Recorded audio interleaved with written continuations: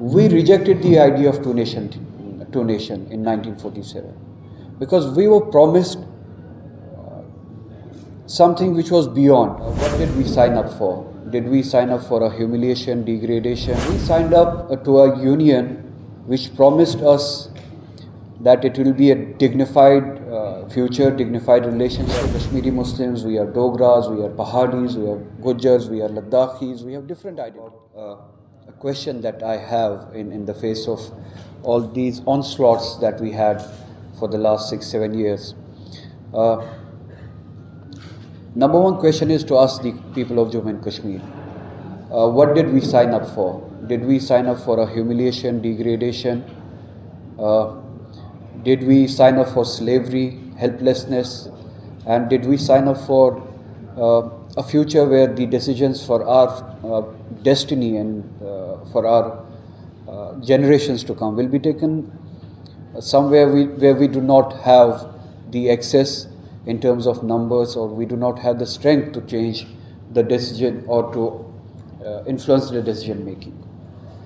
We signed up to a union which promised us that it will be a dignified future, dignified relationship, a collective relationship, an effort to build a future where every dignity, every identity will be respected and celebrated, not tolerated. We the people of Jammu and Kashmir come from different diversities within Jammu and Kashmir. We understand the importance of diversity. We are Kashmiri Muslims, we are Dogras, we are Pahadis, we are Gujars, we are Ladakhis, we have different identities. And we understand and we understood in 1947 the importance of the protection of the identity and the diversity. The religious identity is something that we celebrate. The regional identity, the cultural identity is something that we celebrate. And we have respected all the identities when it came to the people of Jammu and Kashmir. We rejected the idea of two-nation in 1947 because we were promised something which was beyond, which was equally respectable for all of us, and where we could shape the future for ourselves. And that promise delivered us a mechanism in the Constitution which you call 370, which we need to look beyond and talk beyond the perception of the word 370. I have always believed that India, every state unit or every regional or provincial unit of India will ultimately graduate to 370. And unless that happens, there will be always that uncertainty which came on surface thanks to August 5, 2019. The uncertainty is, what are we? What is our shape? And who decides for us? This question has surfaced now. In the context of Jammu and Kashmir, the regional identity is always number one, misunderstood with the religious identity and then the identity with the neighboring country, that is Pakistan. But what about Maratha identity? What about Bengali identity?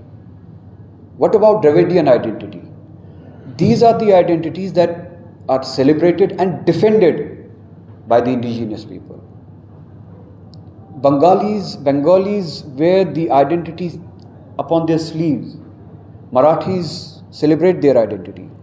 And today they feel the need to defend their identity, the language, the conflict that you see surfacing on the newspapers and social media. When Marathi speaks about his or stands for in defense of his or her identity, that is the regional identity. When Kashmiri speaks about the same identity and the same dignity, it's anti-national. It's pro-Pakistan identity. This is not an arrangement, this is not a future that we signed up to. Another question is, let me phrase it this way, the people of Jammu and Kashmir could foresee a future where the onslaught from an institution where the people of Jammu and Kashmir will have little say And in defense of that onslaught, they had a mechanism, or they bargained a mechanism.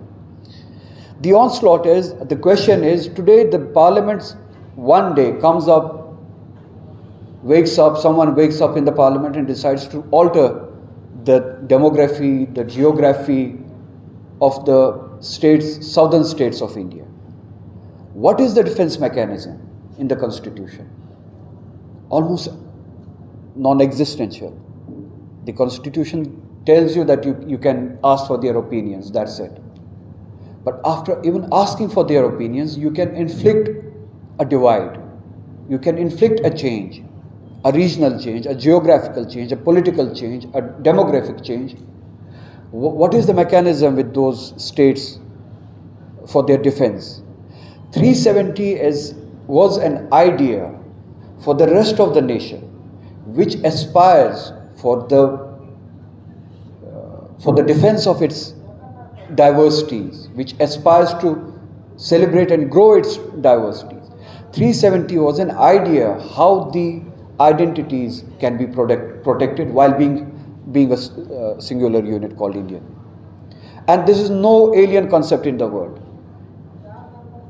If we go by the right-wing logic that any sense of 370 is anti-national and it amounts to Pakistan, then we have 50 states of Pakistani nationalism in United States of America. 50 Pakistani sympathizer states. Because America is a unit comprising of 50 different units, all having their own constitutional arrangements, defense mechanisms, local constitutions, local laws protected by the federal structure. And no one can dismiss the state government, alter the geography, alter the demography, inflict the changes, inflict the policies. Same is the arrangement in Australia, same is the arrangement in Germany, same is the arrangement in Switzerland, same is the arrangement in many other parts of the world. And those which are flourishing democracies or functional democracies. The way we have seen India post-2014 evolving and evolving in the right direction, wrong direction, what is the mechanism for us, people living in the different parts of the countries who belong to different identities? We were told that you come with us and you will have every defense and every right to preserve your identity, we the people of Jammu and Kashmir. And one fine day into 2019, I see something happening equally of the nature that happened in 1847 in Amritsar. We were sold by the British to an entity which was not indigenous to the people of Jammu and Kashmir the way it should have been, without asking for the opinion of the people of Jammu and Kashmir, against 80 lakh Nanashahi Takkas, which you translate into 80 lakh rupees. Those were not 80 lakh rupees. Whose land, whose properties, whose people? British from somewhere else, some other corner of the world, decided to sell some other people. And say on the same pattern, we were sold again on August 5, 2019, without asking for our approval, consent, opinion, vote. As Sajjad Sahab rightly said, the consent was taken from an agent, as he rightly said, of the government of India, called governor, appointed by an employee of the government of India, who does not represent the will and the wish of the people of the state he works in. So the question is broader. Forget about 370, forget about statehood, forget about everything. Answer me this question: what is the defense mechanism for all of us if one day, based on the numbers, any political party with a wild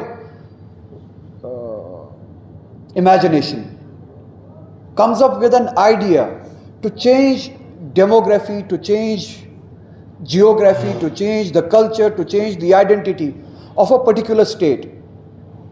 How do you defend that? What do you do? Is our fate surrendered to a mere majority in the parliament? I come from a state which will never have majority in the parliament. Therefore, what would I do? There are many states who would never have a majority in the parliament. What would I do? What would they do? If the fate of this nation is left to a mere number in the parliament, then we are doomed to fail. We have signed up for a permanent conflict in the future. Conflict of identities, conflict of diversities, which will conflict with each other. And the conflict will be imposed and pushed upon us based on the numbers. Therefore, we have to reimagine the functioning of this union called the Union of States, a union called India. We need to reimagine the functioning of our democracy, the functioning of the interpretation of our constitution. We are a union of diversities. We cannot look one, we cannot speak one, we cannot eat one, we cannot feel one. We have different diversities. Those diversities then ultimately put their effort to build a larger identity, that is India. Therefore, what happened with Jammu and Kashmir is a deeper problem which is beneath different currents and which partly surfaced on August 5, 2019. You need to reimagine how do we see the functioning of this union. Do we give the protections? Do we give that right to decide for themselves? 370 is still, functional in different parts of the countries, in different shades. Partly in Himachal, partly in Nagaland, partly in the aspirations of the people of Tamil Nadu. Himachal, as I said, it has 371. It has a mechanism that protects its land and jobs. In the aspiration of the people of Tamil Nadu, those who are speaking about the protection of their identity in terms of language and policies, that is what 370 is. So 370 is either in demand or partly functional in this country. The only crime of the people of Jammu and Kashmir was that it was a majority Muslim state.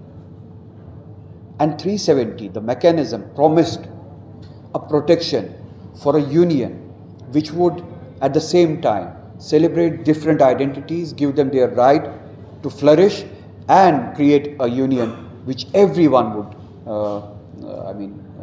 put its efforts for, as is the case in United States of America, UK, Australia, Germany, Switzerland, and many other parts of the world. Therefore, while we speak about the return of statehood, and I'm sure